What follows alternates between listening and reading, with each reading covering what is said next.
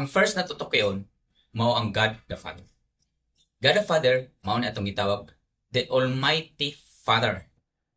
The one and only true God. God, true God. So, nabay dili true God? Na ay mga gods. Pero sa unang panahon, as in, sa wala pa si Jesus Christ, mao na siya.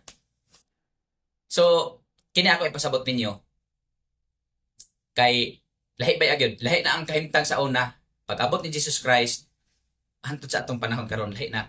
So naay kausaban sa mindset sa dapat sa mga sons of light. Katong mga sons of darkness, inga kalibutan nun, okay pakialam ninyo kay depende ra sa Ginoo kung tawagon mo or dili.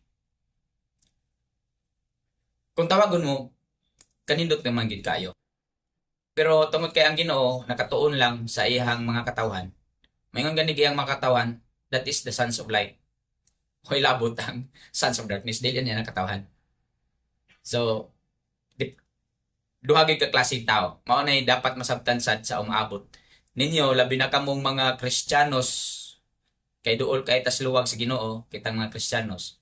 Dapat masabtan yun ninyo nga duha gid ka klaseng tao. Ang religion maingon tupa, sheep, ug kambing daw yung nga goat. Ganun pero dili sila kasabot kung unsaon pag-distinguish ining duha. Ako ning ipasabot sa inyo sa maabot. Ngaron karon ari sa tadria sa kahimtang sa God the Father, the Almighty Father.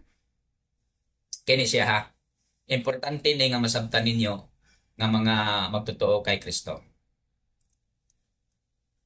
God is everywhere. That is the God the Father. Wala siya diri lang sa earth.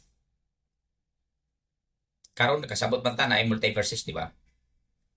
Dili lang multi, ang sana tawag aning Milky Way Galaxy ang naa sa kawanangan, kundi ang Milky Way Galaxy mao nang naata sa Milky Way Galaxy kining atong Earth.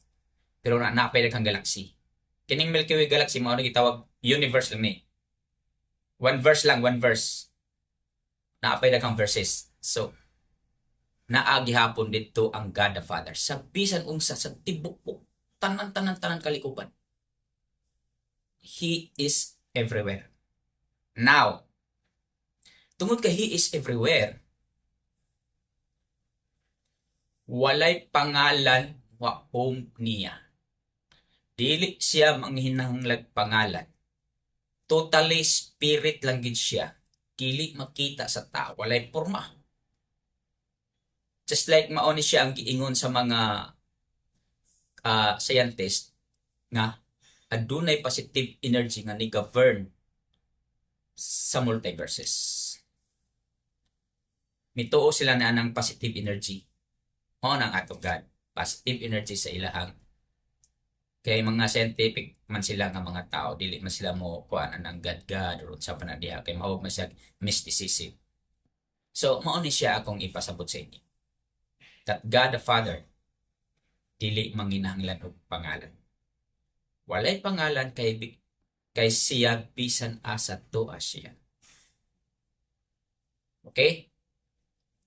Walay pangalan muhaom sa God the Father. Now, ang pangalan nga YHWH nga nasa atong Biblia, kinsa man ang pangalan? Pangalan sa God the Father?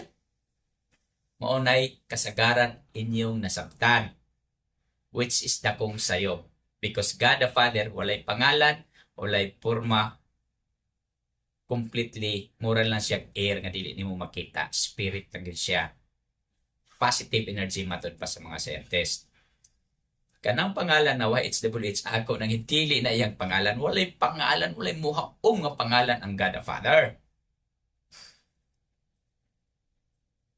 Dili, pwede ni mo nganlan. Kaya wa siya yung pangalan. Okay? Wa. Nga naman, God siya there sa earth. God siya sa lain nga kalibutan kung naa pa may mga forms of life dito. Gitawag na itong mga aliens ang uban. Takabalo sa daghan na itong multiverses ta. Every verses na ay mga forms of life dito. Siya gihapon ang God. Now, nganlan nato na siya diri, lain po niyang pangan dito, kay lain pa sila dialect dito, lain man sila kinistorya dito. Di ta magkasinabot nila, o panganita magkakita nila. So, walay pangalan mo ang God the Father. Ang pangalan nga kanang YHWH mo ni pangalan ni Jesus Christ na to. Ipasabot lang na nako sa maabot ha. Karon dapat masabtan ninyo that God the Father is complete spirit, walay form, dili nimo makita, just like positive energy, ingon ana ra siya. Dili siya pwede mahimog magkapurma. So, natubag na ang pangutana dito sa Trinity, God can become solid, liquid, or gas. Okay? Gas lang gid siya, kanunay. Maunay usa nga dapat ninyong masabtan. Hinahinay makasabot ra gid mo niini. Okay? Karon, kana nga mindset dapat naana sa inyo kay ari na ta magpasabot na sad sa God the Son. Alright?